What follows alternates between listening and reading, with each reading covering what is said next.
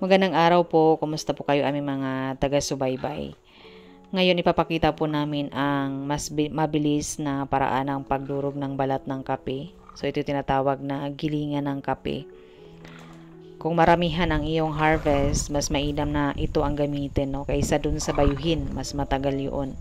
So ito kasi ikot-ikutin mo lamang tapos madudurog na yung balat at pwede mo nang ibilad.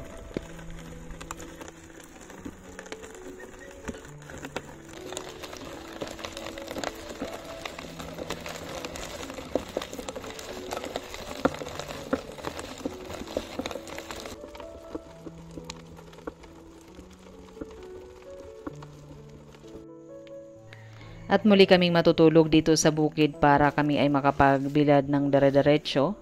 Yon kung umaraw.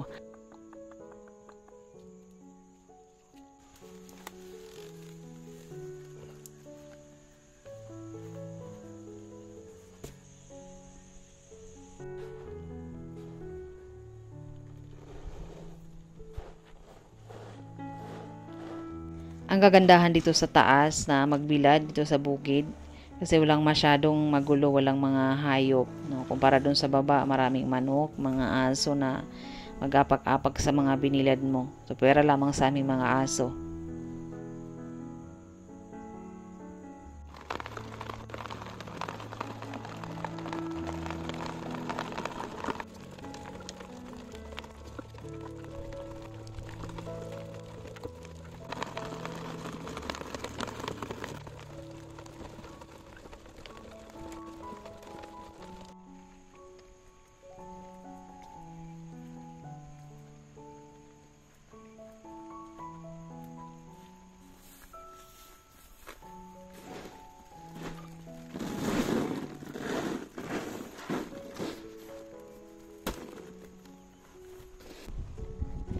Ang kagandahan nitong may sariling imbaka ng kape, bukod sa masarap talaga lalo na kapag bagong bayo, mabango. At ngayon ang kape pamahal ng pamahal, no? Kapag binili mo sa city, 250 yung kalahating kilo.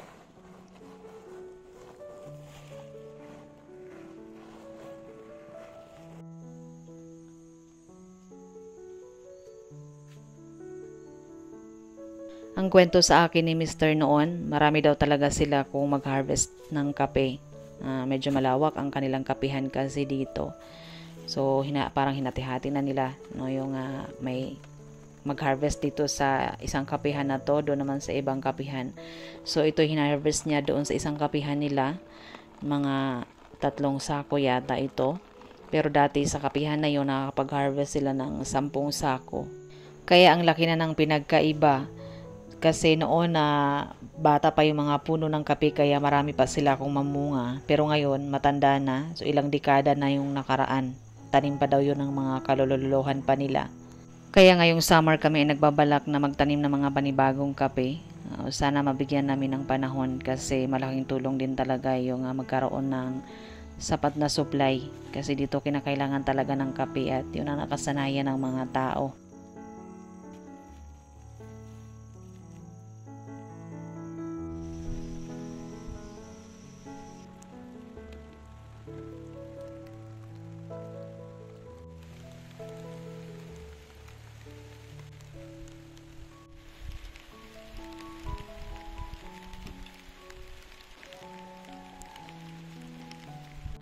At di nagtagal ay bumagsak na ang ulan at nagsisiuwian na yung mga kapwa magsasaka namin sa kanilang pamamahay galing sa kanilang bukid. O sila may mga bit-bit din ng kape na kanilang harvest.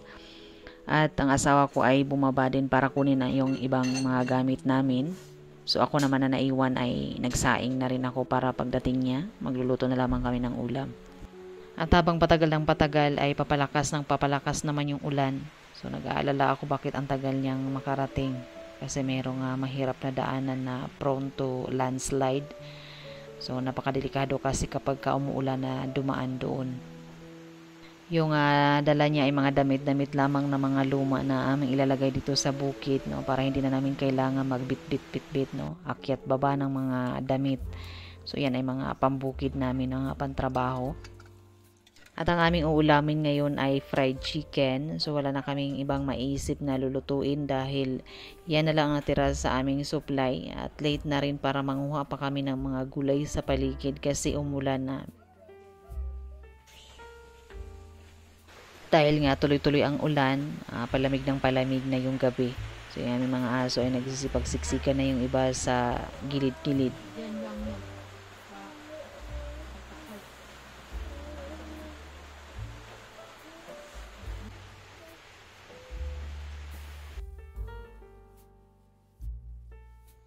At habang ang dalawa ay tulog pa, ako naman ay gumising na ng maaga para makapagluto ng pancake para maiparis namin sa kape. At habang ako ay nagluluto ay panayan silip ko sa bintana kung magkaroon ba ng pag-asa na sumilip man ang araw. Dahil marami kaming mga gawain sana sa araw na ito. Pero talagang nangingibabaw talaga ang fog sa paligid.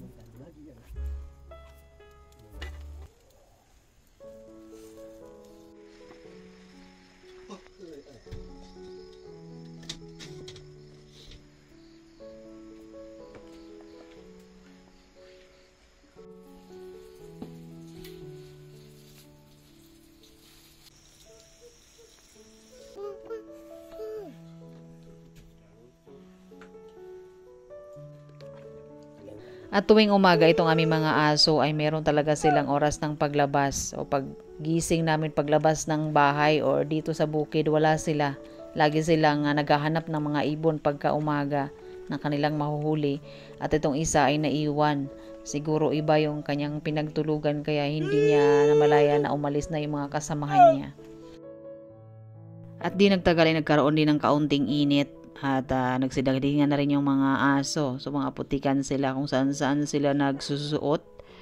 So sila muna ay aking pinakain. At pagkatapos kong magligpit, so yung aking asawa ay pumunta dun sa baba para magsimulang maghawa ng kanyang pagtataniman. Ay ikinalungkot ko na kami ay bumaba. Dahil sa mga pangyayaring hindi namin hawak at kailangan namin bumaba para na rin sa aming kaligtasan. At pagkatapos noon mga sumunod na araw, saka lamang kami nakabalik pero hindi na muna kami pwedeng matulog dito sa kubo no, sa mga bukirin. Kailangan namin bumaba pagdating ng hapon. So nung aming pag-akyat, ako ay nagluto ng tinapay. So ito'y pandesal. So dapat ito ay lulutuin sana namin ng umaga kung kami lamang ay pwedeng matulog dito. So maganda sana ito gawin sa hapon at kinabukasan lulutuin. So ngayon kami naman ay nagkaroon ng experiment no kung paano baga makapagluto ng tinapay na walang oven. Ito ay kauna-unahan namin pagkakataon na magluto sa lata. Kaya kinakabahan kami kung maluluto kaya ito ng maayos o hindi. Pero okay lang yan kung pumalpak kasi kami lang din naman ang kakain. Okay lang na hindi namin kainin. Hindi naman kami nagpapatanim or nagpapaanin na kailangan mong may pakakainin.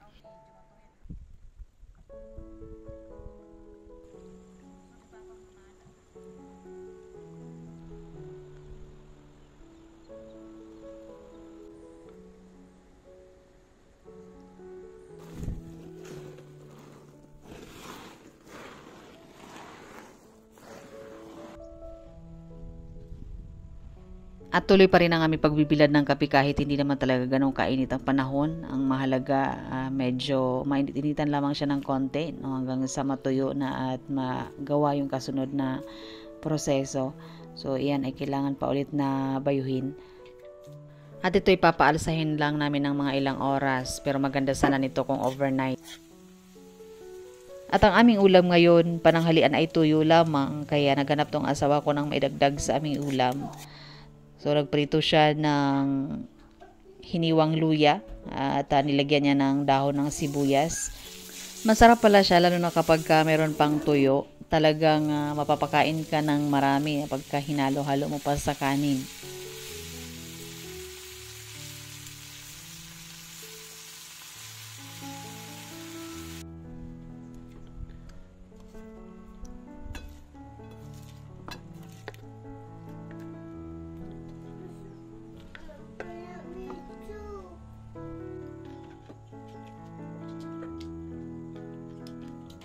Wala kaming breadcrumbs kaya itong biskwit na lamang na matabang. So ilang beses naming ginagamit ang ganito kapag magluluto kami ng pandesal. Itong matabang lamang na biskwit yung aming ginagamit. Wala namang halos pinagkaiba. Ang tinapay na ito ay kalahating kilo pero nanghihinayang pa rin ako kapag pumalpak kasi malayo kami sa bilihan.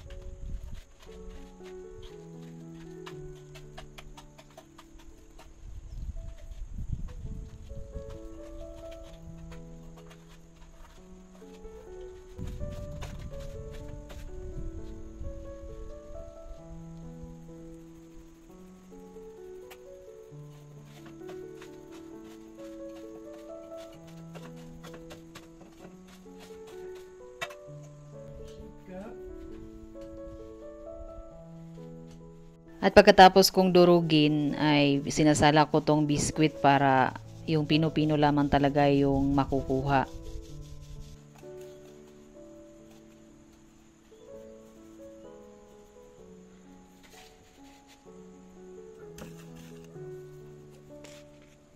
At ito ay paalasahin lamang namin ng mga 2 oras at medyo dinamihan ko na rin ng yeast para mas mabilis umalsa kasi kailangan namin siyang maluto ng hapon dahil kailangan din namin umuwi ng bahay.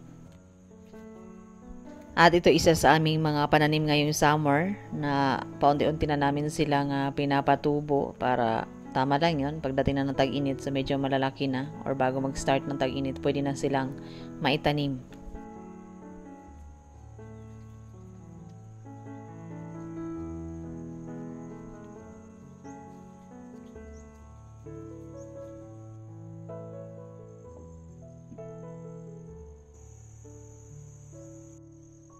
At ito yung mga kamatis na aking tinanim ng mga nakaraan. So, unti-unti na silang nakaka-recover.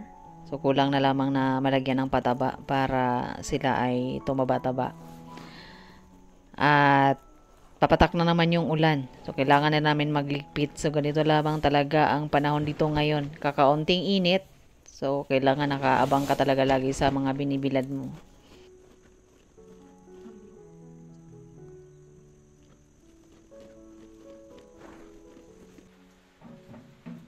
At pagpatak ng ulan ay nasa loob na kami ng kubo para simulan na namin ang pagluto ng tinapay. No, excited kami na ano kayang mayayari dito, no, maluto kaya to ng maayos. Ang ginawa ng asawa ko ay 2 lata na pinagpatong. So yung unang lata, yun yung pag-aapuyan. Tapos yung pangalawa, yung pagsasalangan ng tinapay.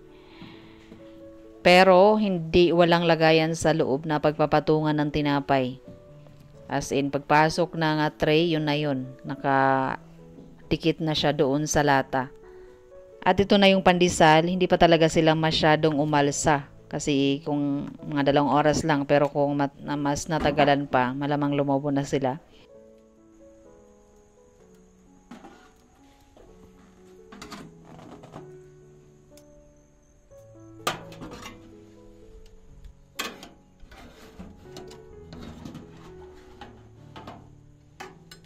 At ito na yung resulta ng unang salang namin.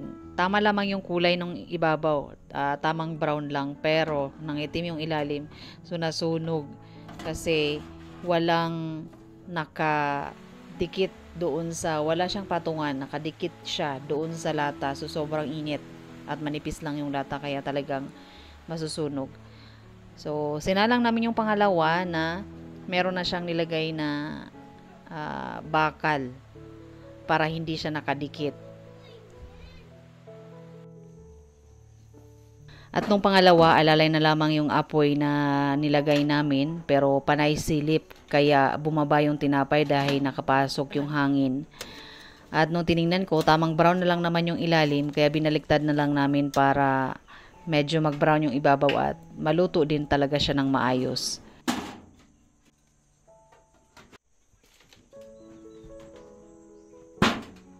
At hanggang sa naluto naman talaga yung tinapay. Pero hindi nga lang nag-brown masyado yung pinakaibabaw niya kasi aming binaliktad. At sa susunod, susubukan namin na maglagay ng baga sa ibabaw ng lata kung makakatulong ba yung init na mag-brown yung ibabaw ng tinapay. At yun lamang po ang buhay natin ay punong-puno ng pagsubok at patuloy lamang tayo sa pamamagitan ng ating pananalig sa Panginoon. Maraming salamat po, Native Kalinga.